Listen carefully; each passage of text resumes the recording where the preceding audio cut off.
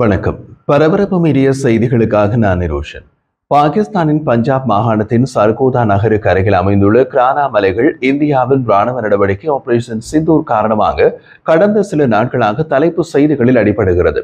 இந்திய விமானப்படை தாக்குதல்கள் நடந்த நேரத்தில் பாகிஸ்தானின் கிரானா மலைகள் பகுதியில் முக்கிய அமெரிக்க குழு ஒன்று இருந்தது என்ற தகவல் இப்போது சில தரவுகளுடன் தெரிய வருகிறது. அப்படி நடந்திருந்தால் இது ஒரு மிக முக்கிய விஷயம். அதன் பின்னணியை இந்த காணொலியில் பார்க்கலாம். காஷ்மீரின் பகல்காம் தீவிரவாத தாக்குதலுக்கு பதிலடி கொடுக்கும் விதமாக இந்தியா ஆபரேஷன் சிந்தூர் ராணுவ நடவடிக்கையை தொடங்கி பாகிஸ்தானுக்குள் மற்றும் பாகிஸ்தான் ஆக்கிரமிப்பு காஷ்மீரில் தாக்குதல்களை நடத்தியது. அந்த தாக்குதல்களில் பாகிஸ்தானின் சர்கோதாவில் உள்ள முஷாப் விமானப்படை தளம் மற்றும் ராவல்பிண்டியில் உள்ள நூர்கான் விமானப்படை தளம் உட்பட 9 பாகிஸ்தான் விமானப்படை தளங்கள் மற்றும் ரேடார் தளங்களை குறிவைத்து இந்திய விமானப்படை விமானங்கள் IAF துல்லியமான விமான தாக்குதல்களை நடத்தியது.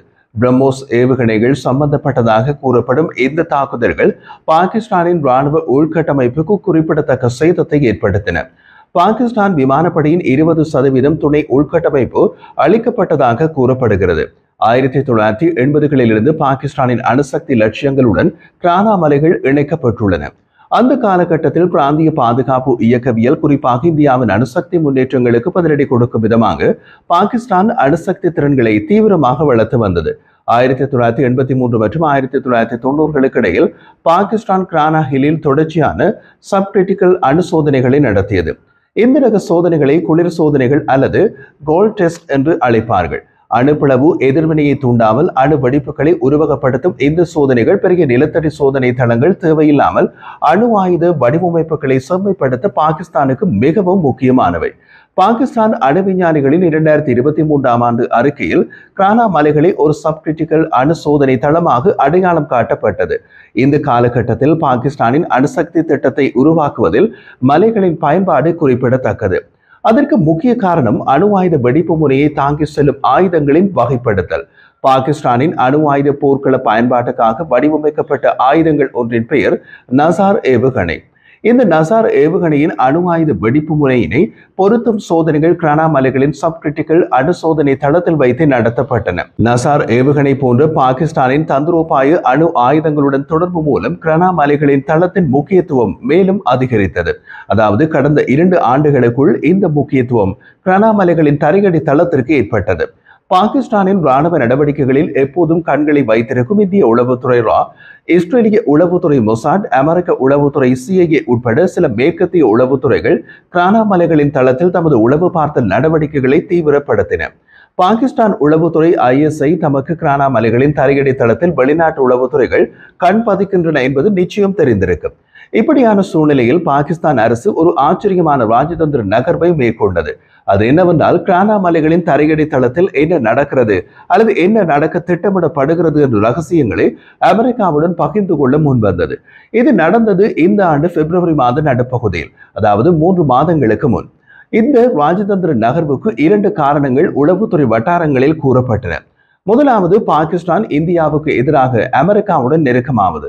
இரண்டாவது, கிரானா மலைகளின் தரையடி தளத்தில் என்ன நடக்கிறது அல்ல என்ன நடக்க திட்டமிடப்படுகிறது என்ற ரகசியங்களை அமெரிக்க உளவுத்துறை எப்படியாவது உளவு பார்த்துவிடும். அதைவிட நாமே அவர்களிடம் தெரிவிப்பதன் மூலம் அமெரிக்காவுடன் நெருக்கமாகி விடலாம் என்பது பாகிஸ்தானின் நகர்வின் 2வது காரணம்.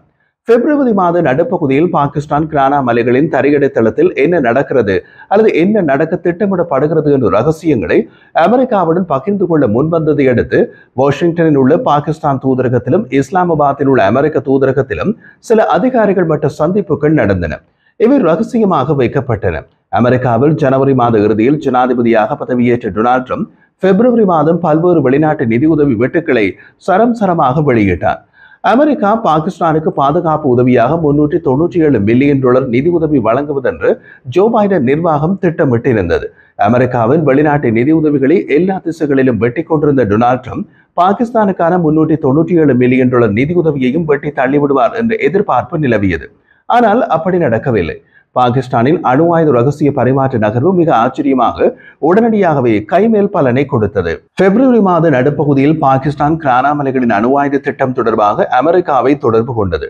பிப்ரவரி மாத இறுதியில் ட்ரம்ப் நிர்வாகம் பாகிஸ்தானுக்கு பாதுகாப்பு உதவியாக $397 மில்லியன் அதன் பாரிய வெளிநாட்டு உதவி வெட்டுக்களில் இருந்து விலக்கு அளிக்க முடிவு செய்தது. பாகிஸ்தானின் நிதி உதவிக்கு பச்சை கொடி காட்டினார் ட்ரம்ப். ட்ரம்பின் இந்த உத்தரவு புதுடெல்லிக்கு ஆச்சரியத்தை ஏற்படுத்தியது. USAID போன்ற முக்கிய நிதி திட்டங்களை கூட வெட்டிய ட்ரம்ப் பாகிஸ்தானுக்கான நிதியுதவிக்கு ஒப்புதல் அளித்தார். அதுவும் $397 மில்லியன் நிதியுதவி ராணுவ ரீதியான பாவனைக்கு ஒதுக்கப்பட்டது. இந்த நிதி பாகிஸ்தானின் அமெரிக்க தயாரிப்பான F-16 போர் விமானங்களை மேம்படுத்தும் ஒரு திட்டத்திற்கு ஒதுக்கப்பட்டது. இந்த இடத்தில் சற்று பின்னோக்கி போகலாம். 2018ஆம் ஆண்டு ஜனவரி முதல் ஜனாதிபதி டொனால்ட் ட்ரம்பின் முதல் பதவி காலத்தின் தொடக்கத்தில் பாகிஸ்தானுக்கான பெரும்பாலான பாதுகாப்பு உதவிகளை நிறுத்தும் உத்தரவில் ட்ரம்ப் கையொப்பமிட்டார். அப்போது பாகிஸ்தானை வெள்ளை மாளிகையில் கடுமையாக விமர்சித்தவர்கள் இஸ்லாமாபாத்துடனான வாஷிங்டனின் கூட்டாண்மை ஒரு முன்னுரிமை அல்ல என்று குறிப்பிட்டார்கள். பாகிஸ்தானின் F-16 போர் விமானங்களை மேம்படுத்தும் திட்டத்திற்கான நிதியுதவியும் அப்போது ட்ரம்பால் ரத்து செய்யப்பட்டது. இங்குள்ள மற்றொரு முக்கிய விஷயம், பாகிஸ்தானுக்கு அமெரிக்க தயாரிப்பு F-16 போர் விமானங்களை விற்பனை செய்த போது அவை தீவிரவாத எதிர்ப்பு நடவடிக்கைக்காக மட்டுமே பயன்படுத்தப்பட வேண்டும். இந்தியாவுக்கு எதிரான நடவடிக்கைகளுக்கு பயன்படுத்தப்படக்கூடாது என்ற நிபந்தனையுடன் கொடுக்கப்பட்டது. 2019ஆம் ஆண்டில் இந்தியாவுக்கும் பாகிஸ்தானுக்கும் இடையே மோதல் ஏற்பட்ட போது இரு நாடுகளின் விமானப்படைகளும் வானில் போர் புரிந்தன. அந்த வான்போரில் இந்தியாவுக்கு எதிராக பாகிஸ்தான் அமெரிக்க தயாரிப்பு F-16 போர் விமானங்களை பயன்படுத்தியதை இந்தியா வெளிப்படுத்தியது. அது மட்டுமல்ல, பாகிஸ்தானுடனான ராணுவ மோதலின் போது அமெரிக்க தயாரிப்பு F-16 போர் விமானங்களில் ஒன்றை சுட்டு வீழ்த்தியதாக இந்தியா கூறியது. அந்த நேரத்தில் பாகிஸ்தானின் F-16 விமானங்கள் எதுவும் காணாமல் போகவில்லை என்று ட்ரம்ப் நிர்வாக அதிகாரிகள் கூறியதாக AFP செய்தி வெளியிட்டது. நிபந்தனையை மீறி இந்தியாவுக்கு எதிராக பாகிஸ்தானின் F-16 விமானங்கள் பயன்படுத்தப்பட்டதை கண்டும் காணாமலும் விட்டுவிட்டார் ட்ரம்ப். 2018ஆம் ஆண்டு பாகிஸ்தானின் F-16 போர் விமானங்களை மேம்படுத்தும் திட்டத்திற்கான நிதியுதவியை ரத்து செய்தவரும் ட்ரம்ப் தான். இந்த ஆண்டு பிப்ரவரி இறுதியில் பாகிஸ்தானின் F-16 போர் விமானங்களை மேம்படுத்தும் திட்டத்திற்கான நிதியுதவிக்கு ஒப்புதல் கொடுத்தவரும் ட்ரம்ப் தான். இதற்கு காரணம், பிப்ரவரி மாத நடுப்பகுதியில் பாகிஸ்தான் கிரானா மலைகளில் தரையடி தளத்தில் என்ன நடக்கிறது அல்லது என்ன நடக்க திட்டமிடப்படுகிறது என்ற ரகசியங்களை அமெரிக்காவுடன் பகிர்ந்து கொள்ள முன்வந்ததாக இருக்கலாம். பிப்ரவரி மாத இறுதியில் பாகிஸ்தானின் F-16 மேம்பாட்டு திட்ட நிதியுதவி பற்றிய செய்திகள் வெளியான சில நாட்களுக்கு பிறகு மார்ச் மாதத்தில் ட்ரம்ப் அமெரிக்க காங்கிரஸில் ஒரு உரையை நிகழ்த்தினார்.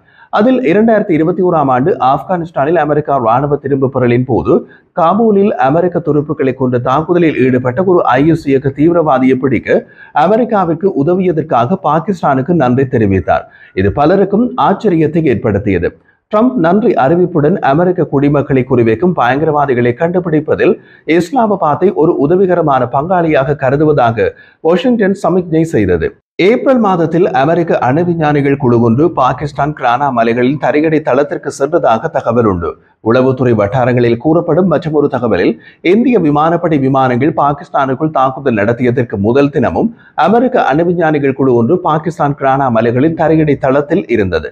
கிரானா மலைகளுக்கு அருகாமையில் உள்ள முஷாப் விமானப்படை தளம் மீதும் இந்திய விமானப்படை விமானங்கள் தாக்குதல் நடத்தின. மலைகளில் இருந்து புகை கிளம்புவதை காட்டும் சரிபார்க்கப்படாத சமூக ஊடக காட்சிகள் மற்றும் சர்கோதா அருகே சேதத்தை குறிக்கும் செயற்கைக்கோள் படங்கள் ஆகியவற்றுடன் இணைந்து இந்தியா கிரானா மலைகளை குறிவைத்தது என்றும் இது பாகிஸ்தானின் அணுசேமிப்பு வசதியை சேதப்படுத்தும் சாத்தியம் இருப்பதாக பரவலான ஊகங்களை தூண்டியது. கதிரியக்க செயற்பாட்டை மதிப்பிடுவதற்காக பாகிஸ்தான் மீது பறந்த அமெரிக்க B-350 AMS அணு பாதுகாப்பு விமானத்தின் சரிபார்க்கப்படாத கூற்றுகளால் அணுக்கசிவு அல்லது கதிரியக்க கசிவு ஏற்பட்டது பற்றிய வதந்திகள் பரவின. சில சமூக ஊடக பதிவுகள் பாகிஸ்தானில் சமீபத்தில் ஏற்பட்ட நிலநடுக்கங்களை கிரானா மலைகளில் நடந்ததாக கூறப்படும் அணுசக்தி சம்பவங்களுடன் தொடர்பு படுத்தின. இருப்பினும் எந்த நில அதிர்வு தரவுகளும் இந்த கூற்றுக்களை ஆதரிக்கவில்லை. இந்திய அரசாங்கமும் இந்திய விமானப்படை IAFம் கிரானா ஹில்லை குறிவைப்பதை திட்டவட்டமாக மறுத்துள்ளன. விமான போக்குவரத்து இயக்குநர் general air marshal AK Bharati May 12ஆம் தேதி ஒரு செய்தியாளர் சந்திப்பின் போது கிரானா மலைகளில் அணுசக்தி நிறுவல்கள் உள்ளன என்று எங்களிடம் கூறியதற்கு நன்றி என்று கிண்டலாக கூறினார். அது பற்றி எங்களுக்கு தெரியாது, ஆனால் நாங்கள் அங்கே தாக்குதல் நடத்தவில்லை என்று கூறினார். அதிகாரப்பூர்வ மறுப்புகள் இருந்த போதிலும் கிரானா மலைகளுக்கு அருகாமையில் தாக்குதல்கள் நடத்தப்பட்டதையும் அருகிலுள்ள விமானப்படை தளங்கள் அளிக்கப்பட்டதையும் இந்தியாவின் ஒரு மூலோபாய நடவடிக்கையாக பார்க்கலாம். பாகிஸ்தானின் அணுசக்தி உள்கட்டமைப்புக்கு அருகிலுள்ள தளங்களை குறிவைப்பதன் மூலம் பேரழிவு அதிகரிப்பை தடுக்க அணுசக்தி நிலையங்களை நேரடியாக தாக்குவதை தவிர்த்து உணர்திறன் வாய்ந்த இடங்களை தாக்கும் திறனை இந்தியா அடையாளம் காட்டியிருக்கலாம். அல்லது அமெரிக்க விஞ்ஞானிகள் குழுவின் கிரானா மலைகளின் பயணம் பற்றி நமக்கு தெரியும் என்பதை காட்டவும் இந்தியா கிரானா மலைகளுக்கு அருகாமையில் உள்ள முஷாப் விமானப்படை தளம் மீது தாக்குதல் நடத்தி இருக்கலாம். அப்படி நடந்திருந்தால் அது இந்திய தாக்குதலின் பின் அமெரிக்க ஜனாதிபதி ட்ரம்பின் சில பேச்சுக்களுக்கு ஒரு புதிய பரிணாமத்தை கொடுக்கலாம்.